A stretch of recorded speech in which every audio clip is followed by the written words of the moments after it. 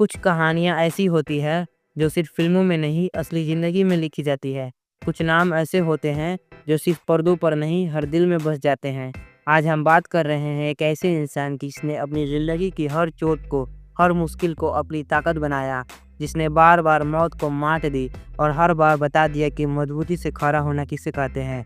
यह कहानी है एक ऐसे लड़के की जिसने गरीबी की दहलीज पर जन्म लिया, मुश्किल से हर रोज जंग लड़ी और हर चोट को अपनी ताकत बनाया। यह कहानी है जुनून, जज्बे और बेतहाशा मेहनत की। यह कहानी है उस लड़के की जिसने दुनिया को दिखला दिया कि असली ताकत सिर्फ मुट्ठियों में नहीं बल्कि बेतहाशा विश्वास में होती है।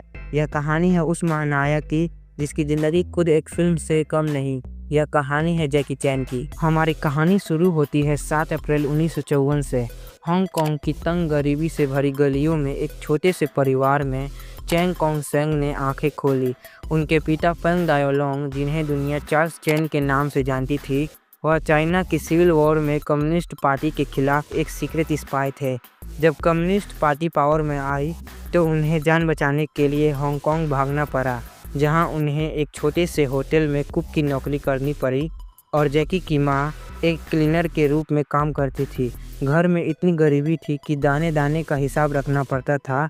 जैकी को डिस्लेक्सिया भी था, पढ़ाई उनके बड़ी चुनौती थी और इलाज के लिए पैसे नहीं थे। इसलिए सिर्फ 7 साल की उम्र में उन्हें एक 10 साल के कॉन्ट्रैक्ट पर चाइना ड्रामा एकेडमी भेज दिया गया। सोचो, 7 साल का बच्चा घर से दूर एक ऐसे स्कूल में जिसे मिलिट्री कैंप कहा जाता था। यहाँ सुबह 5 बजे से उठकर 16 से 18 घंटे तक कठोर मार्शल आर्ट्स, एक्रोबैटिक्स और सिंगिंग की ट्रेनिंग चलती थी। अगर कोई गलती की तो आर्मी लेवल की पनिशमेंट मिलता था। उन्हें अक्सर भूखा रहना पड़ता था और बड़े स्टूडेंट्स की बुलिंग का भी सामना करना पड़ता था। लेकिन दोस्तों, यही अग्नि परीक्षा थी। इसी आग के तप कर जैकी वह बने जो आज है। हर दिन की मुश्किलों का सामना सिर्फ मार्शल आर्ट्स की सिखाई गई बात नहीं बल्कि एक ज़िंदगी की चुनौती का सामना करना। उनका हौसला, उनकी स्कूल उन्हें डिसिप्लिन सिखाता है, कठोर परिश्रम, महत्व और सिखाया गया सबसे बढ़कर कभी हार न मानने की जीत। एकेडमी से निकले तो दुनिया बदल चुकी थी। चाइनीज़ ओपेरा का क्रेज़ खत्म और अब सिनेमा का दौर चालू हो गया था। जैकी को समझ में आ गया कि अगर रोटी कमानी है तो कैमरा के सामने आना होगा। 1970 के दशक में हांगकांग एक्शन फिल्मों का जुनून चरम सीमा पर था। हर डायरेक्टर को चाहिए था एक डेयर डेविल स्टंटमैन और चैन कोंग सेंग उन्हीं में से एक थे। उन्हें क्रैश स्टंटमैन डमी की तरह इस्तेमाल किया जाता था, बिना इंश्योरेंस, बिना सेफ्टी के। वह बिल्डिंग से कूदते, ग्लास तोड़ते और लिटरली मार खाते थे। उनकी पहली lead role film the little tiger of content आई और चली गई, फ्लॉप हो गई। जैकी मायूस थे, उन्हें लगा शायद वह एक्टिंग के लिए बने ही नहीं हैं। तो मायूस होकर वह अपने पेरेंट्स के पास ऑस्ट्रेलिया चले गए, कंस्ट्रक्शन वर्कर बन गए और वहीं एक सुपरवाइजर जैक को, जो उनका नाम ठीक से प्रोनाउंस नहीं कर पाते थे, चैन कोंग सेंग बन गए जैकी चैन। यह नाम उनकी नई पहचान था, लेकिन किस्मत को कुछ और ही मंजूर था। उन्हें हांगकांग से कॉल आया। ब्रूस ली की फिस्ट ऑफ फ्यूरी में स्टंटमैन का काम याद है? जापानी दोजो वाले सीन में जहां ब्रूस ली सबको पीट रहे थे, उन्हीं पीटने वाली सीन में वह भी एक जगह पीट रहे थे। ब्रूस ली ने तब नोटिस नहीं किया था, लेकिन 1973 में एंटर द ड्रैगन के सेट में ब्रूस ली की लाठी गलती से जैकी के सर पर लग गई। ब्रूस ली भाग कर आया और पूछा, आर यू ओके? और उस दिन के बाद ब्रूस ली उन्हें उनके नाम से बुलाने लगे। मगर यह पल ज़्यादा देर तक नहीं ठहरा। 20 जुलाई 1973 को ब्रूस ली नहीं रहे, पूरी इंडस्ट्री शॉक में थी। ब्रूस ली के बाद इंडस्ट्री के लोग नेक्स्ट ब्रूस ली बनाना चाहते थे जैकी चैन को। डायरेक्टर लो व्यून ने उन्हें 5 बार ब्रूस ली 2.0 बनाने की कोशिश की, जैसे न्यू फिस्ट ऑफ फ्यूरी। मगर दोस्तों, जैकी तो मस्तीखोर थे और ब्रूस ली सीरियस है। यह मैच नहीं हो रहा था। ऑडियंस ने ब्रूस ली 2.0 को रिजेक्ट कर दिया। जैकी हमेशा कहते थे, मैं नेक्स्ट ब्रूस ली नहीं, मैं फर्स्ट जैकी चैन हूँ। वह अपनी आइडेंटिटी बनाना चाहते थे। और फिर आया वह देवता बनकर, डायरेक्टर यू वी पिंग। उन्होंने जैकी में वह खास बात देखी, कॉमेडी और एक्शन का बेजोड़ संगम। उनकी फिल्मों ने snake in the eagle shadow और ड्रैगन मास्टर ने जैकी को रातों रात सुपरस्टार बना दिया। दुनिया ने पहली बार एक ऐसा एक्शन हीरो देखा जो सिर्फ मारता नहीं, हंसाता भी था। यह फिल्में नहीं थी, यह एक मार्शल आर्ट्स फिल्मों में क्रांति थी। जैकी चैन ने दिखला दिया कि आप खुद की पहचान बना सकते हैं, नकल करने की कोई ज़रूरत नहीं है। लेकिन दोस्तों, जैकी चैन का हर स्टंट एक कहानी कहता है, एक बलिदान मिसाल है। अपने 206 हड्डियों में से 200 तुड़वा चुके जैकी सेकेंड डिग्री बर्नर्स, कई बार स्कल फ्रैक्चर। याद है पुलिस स्टोरी का वह मॉल स्टंट, थर्ड फ्लोर से पॉल से स्लाइड करते हुए नीचे आना, ग्लास तोड़ते हुए पुलिस डेलिक हो गया, जल भी गया और अमर ऑफ गॉड में तो मौत से माख निचोली फेर कर वापस आ गए। ट्री से गिरने पर सर फट गया, बोन टूट गया, दिमाग में घुस गया, इटरनल ब्लीडिंग। डॉक्टर्स ने प्लास्टिक पॉल लगा दिया, लेकिन जैकी उस चोट से 7 हफ्तों बाद वापस सेट पर वापस आ गए, क्योंकि उन्हें पता था अगर वह नहीं होंगे तो क्रू की सैलरी रुक जाएगी और बजट बढ़ जाएगा।